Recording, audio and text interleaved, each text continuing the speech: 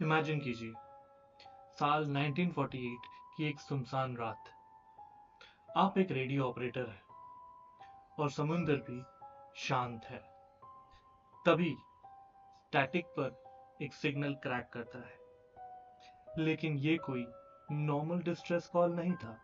All officers, including the captain, dead in chart room and on the bridge. Probably whole crew dead. I die. नमस्ते दोस्तों, मैं हूं आपका host विशाल और आप देख रहे हैं देसी dark side.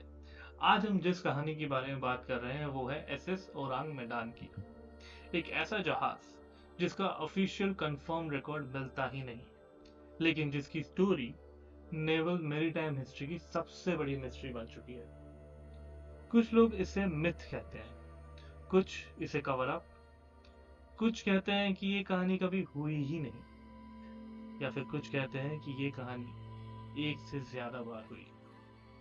Straight of Malacca में जब ये डिस्ट्रेस सिग्नल पिक किया गया तो एक American cargo ship SS silver star उनकी मदद के लिए पहुंची।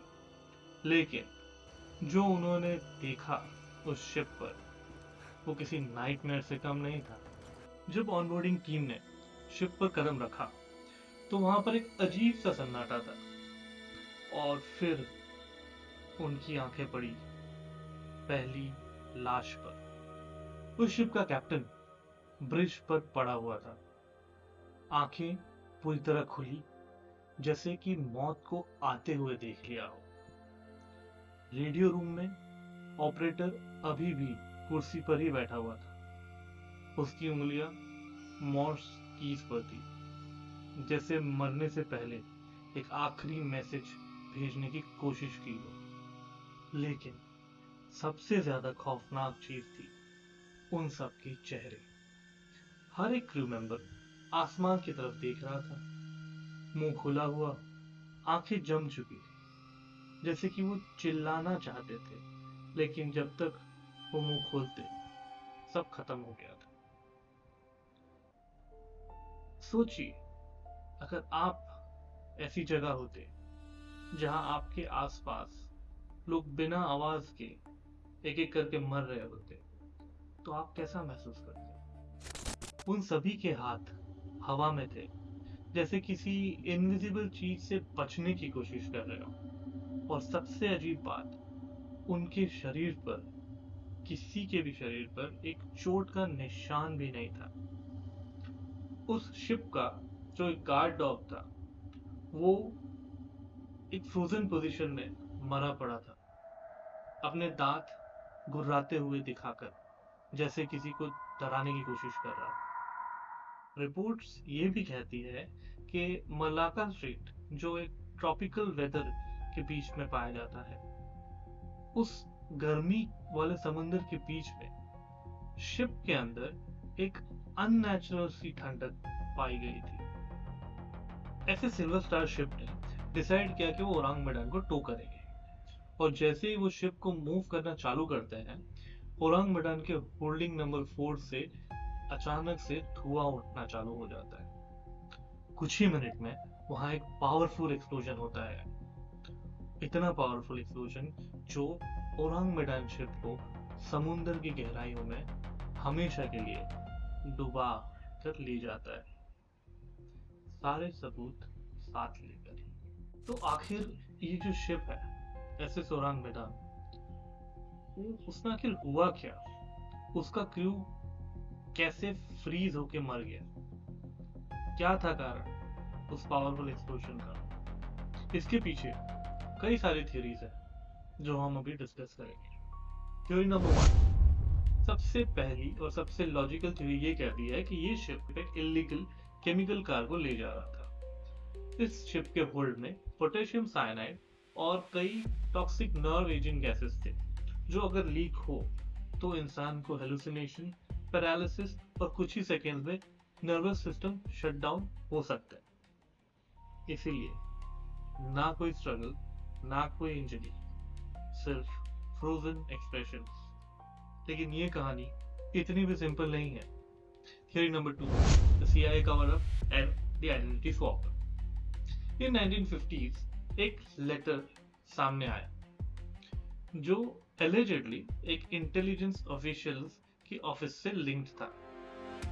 उस लेटर में एक मिस्टीरियस इंसिडेंट का जिक्र था जो अपने हैरान कर देने वाले ओरांग मैदान से हूबहू मैच करता था। रिसर्चर्स की माने तो ओरांग मैदान कोई कमर्शियल शिप था ही नहीं, बल्कि वो वर्ल्ड वॉर 2 में एक क्लासिफाइड ऑपरेशन का हिस्सा हो सकता है। और सबसे अजीब बात, जो शिप एसएस सिल्वर स्टार उनकी रेस्क्यू के लिए आई थी, बाद में उसी शिप के रिकॉर्ड में एसएस सिल्वर स्टार का नाम चेंज होने का जिक्र है। मतलब एसएस सिल्वर स्टार बन जाता है एसएस सेंटा सिसिलिया। ना ऑफिशियली शिप का नाम चेंज होना कोई बड़ी बात नहीं है, बट कंस्पिरेसी थियरिस्ट ये कहते हैं कि एक डिलिबरेट अटेम्प्ट था आइडेंटिटी स्वैप का, ताकि उस शिप से जुड़े लोगों और सच दोनों को हमेशा के लिए गायब कर दिया जाए।